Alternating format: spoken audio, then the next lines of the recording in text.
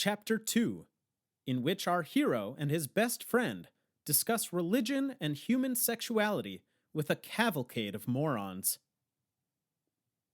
Coach Cowden only required strenuous exercise from the J.P. Hornby football team during gym class, while the civilians, as he called the rest of us, were left to loiter around the track for 60 minutes as he sat in his office and daydreamed of parlaying his current job into one with the Crimson Tide. Never mind he led the J.P. Hornby Possums to 3 consecutive winless seasons, the man was eternally optimistic, and I admired that. That day, like every other, I walked around the track with Fitz Lee, my best friend since 3rd grade, and the only person at school I purposely spoke to. Fitz's parents divorced 3 years ago, on account of his dad being gay, which made the Lees a hot topic of the Hornby grapevine. It also left Fitz and me with an understanding, and we never discussed his folks or Black Saturday, though jokes were never off limits. "You know," I said to Fitz that morning, "people say she's a lesbian." "Green, I'm pretty sure she's not a lesbian," Fitz said. "People only started saying that after she turned down a date with Buzz Booker." "No offense, but your family isn't known to have the most accurate gaydar." Hornby Martial Arts had named Fitz their top student for 12 consecutive years. He was practically a ninja. And had anyone else in school said this, he would have sent them to the hospital with a dislocated trachea. But all I got was a bruising punch to the arm. "She turned down the date with Buzz Booker," I said, rubbing my arm, "because she's into girls. Or because she's not into meathead linebackers who read on a 2nd grade level." "How dare you? Buzz Booker is a gentleman and a scholar," I said, and Fitz laughed. But it wasn't just Buzz Booker. In the first 5 days of her mid-year arrival, Parker Hathaway declined dates with no less than a dozen of J.P. Hornby's most eligible bachelors. Actually, declined might not be a strong enough word to describe the veracity with which Parker rejected her potential suitors, since she told half to consume feces and die, and the other half to go have sexual relations with themselves.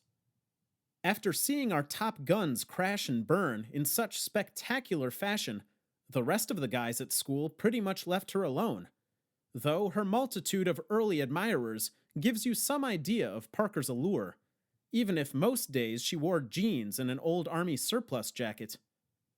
A week later, the rumors began, and before long, Buzz Booker et al. Began propagating a revisionist history where they repelled Parker's unwanted advances, although never within her earshot, since she scared even our scariest football players. "Are you guys talking about Parker Hathaway?" Our conversation had drawn the attention of a passing gaggle of senior girls, all wearing the same teal running shorts and last year's prom t-shirt. Enchantment under the sea. Yes, the senior class misspelled half the words on their prom t-shirts, and yes, the senior class was full of morons.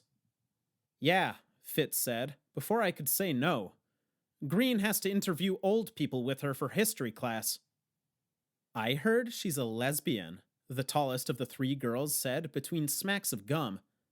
I gave Fitz a knowing look, and he asked the girl, "And whom did you hear that from?"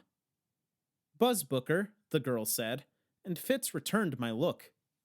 "Don't you think it's possible someone might not want to date Buzz Booker?" Fitz asked, but the girls all shook their head no. "Maybe she's asexual," the shortest girl said. "Yeah, like a fern," the middle girl agreed. "Are y'all talking about Parker Hathaway?" Now a couple of sophomore guys had stopped to join the conversation. "Yeah," the shortest girl said. "She and Edwin have to interview old people about lesbians for history class."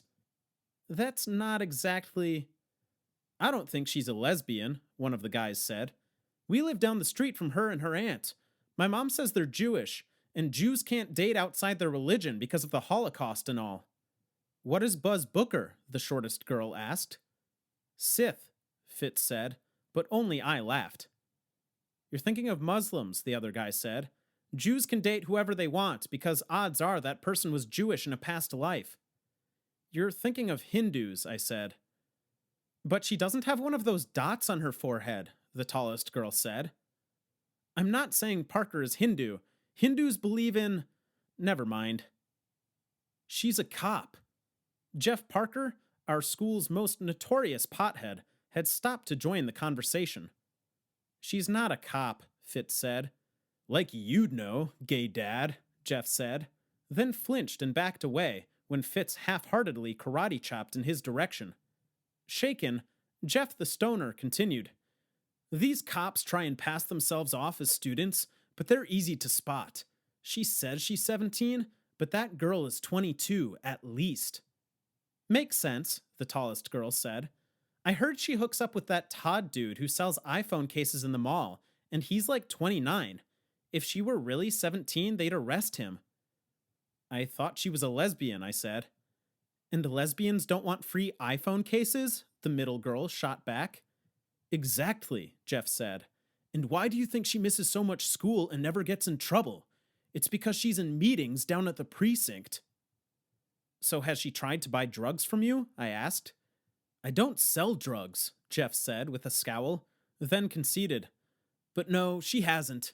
I tried to talk to her once in the hall, and she stared at me until I walked away. Me too, the shortest girl said. Then they all stood there silent for a moment, having exhausted J.P. Hornby's second favorite topic of gossip, before turning to their favorite. So, Edwin, the tallest girl finally said, have you talked to Sadie lately? Everyone turned their attention to me, and I was about to tell them to go play in traffic, but Coach Cowden bellowed from his office window. This isn't social hour, ladies. Get moving.